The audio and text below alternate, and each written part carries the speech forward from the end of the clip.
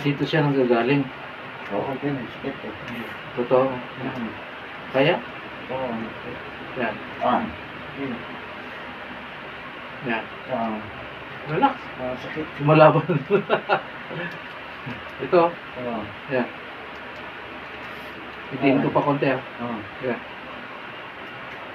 Yan. Yan yung deposituan. Yan. So, pag napuno to siya, yan.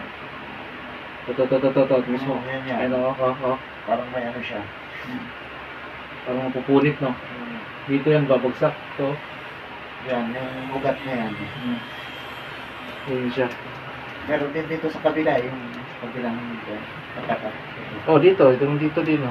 Aray. Yan siya. So, ano yan siya? Maraming daluyan. Yan, sa dalawa na. Once na, na hindi natin malinis yan, yan, no? Ayan. Hindi galaw. Ito. Galaw. Yan. Nagagalaw ko naman. Kaya lang grabe sakit yun. Hindi, ito ibig sabihin. Gagalaw mo siya para lumuwag to. Ang area na to. Sabihin pag mataas ang uric. Sa gabi, ginagalaw-galaw ko yung ganyan.